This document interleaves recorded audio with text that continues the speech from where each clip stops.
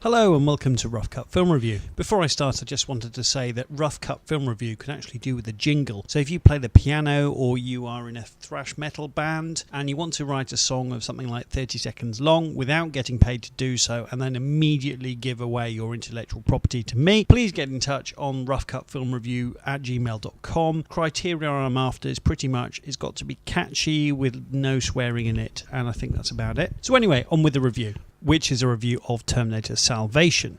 So I saw this in the cinema when it was released, but it was on television the other night, and I watched it all the way through for the second time, despite myself. I loved the original Terminator as a kid, and the second one is quite literally one of my favourite films ever made. I think as an action roller coaster ride, you simply can't beat it. It's one of the finest action films ever made. So for Salvation, McG throws in lots of lazy nods to the previous Terminator films, from lines of dialogue to music to motorbike and giant truck races and chases, and the new things he introduces, giant transformers, they're bland and predictable. If the film was anywhere near good, I'd see these little nods to the previous films and smile. Unfortunately, I see them and I go, well, McG, you've clearly seen the same Terminator films as I have, and this is your entry into the canon. This is your entry into the series. You've killed it. I'm pretty sure no one really asked for a new Terminator film. After Terminator 3, I think we all probably realised that the series wasn't ever going to reach the highs of 1 and 2, but still, it's still quite exciting. Something with the Terminator name. This is rubbish. So plot-wise, well, Skynet is up to its old tricks again, trying to get John Connor killed in various times. We're set in the future here, which they've actually rolled back now because obviously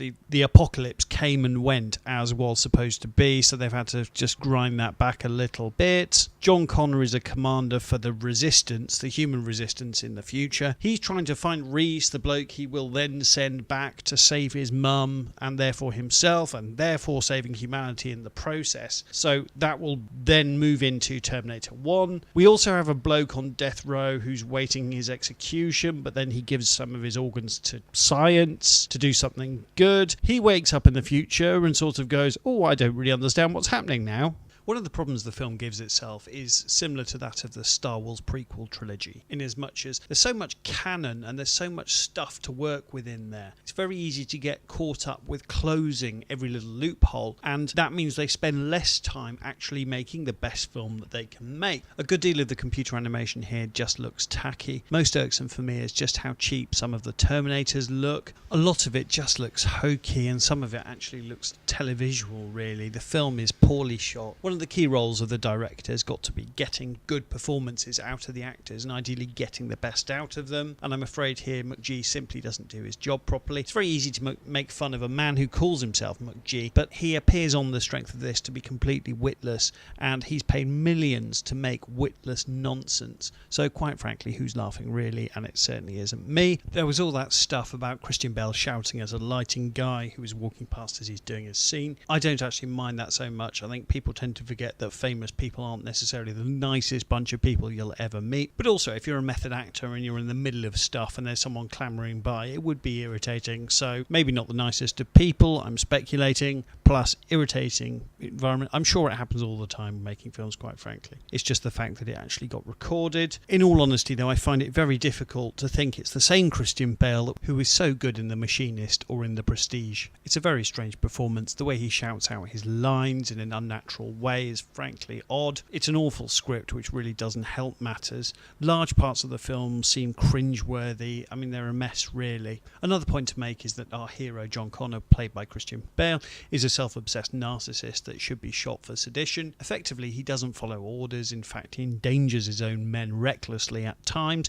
It looks like someone showing Christian Bale how to point his rifle and clear corners, that kind of thing. Unfortunately, the people that make this film don't seem to understand the fundamentals of you're a soldier, you follow the chain of command. Effectively, he ends up fomenting a rebellion against the people in charge, who, for all intents and purposes, to me, seem to be doing a very good job. But for, frankly, moronic and nonsensical reasons, Christian Bale countermands one of their orders, which would lead to chaos and inevitably deaths on the human side. But apparently it's all very heroic. That's what the film tells us. The casting here is poor. Poor actors, poor acting. But because I think they've got a certain look to them, you know, they're sexy or they're cool or whatever, they're in the film, but there's really no one of it with any gravity. Ultimately, though, I suppose this shouldn't really matter. This is supposed to be a sci-fi action adventure. It doesn't need actors with much gravity necessarily. What it needs to be is fun, and it needs to be exciting. This is neither. It's tired. The whole thing is so incredibly tired. Its premise,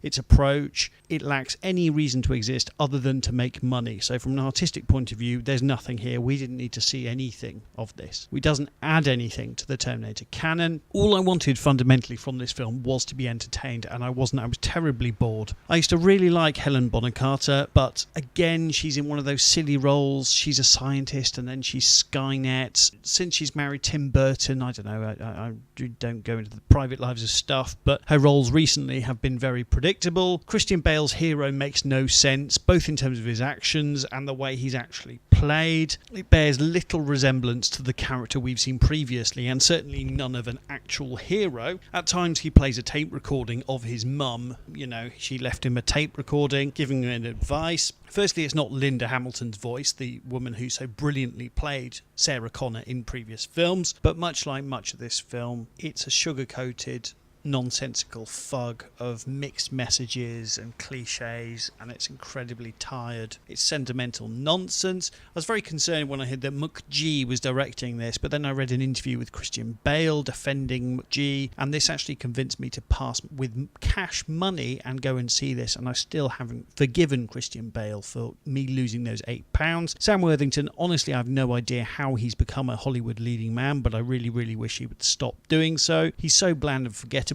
I could probably forgive him in a supporting role, but he just doesn't cut it for me. I've never seen him being interesting or compelling in any of the things I've seen him in, and I've seen him in a lot. Terminators 1 and 2 were good sci-fi, and actually 3 was okay. Good sci-fi has a brain. Okay sci-fi is generally pretty fun, but this is bad sci-fi. It's rotten. It was supposed to be the first part of a trilogy, but it's so stinky that I very much doubt it will be. Perhaps the Terminator series will reboot a little bit later, but I don't think McG will be there. He'll probably be parking cars. Kind regards, Christopher Thomas.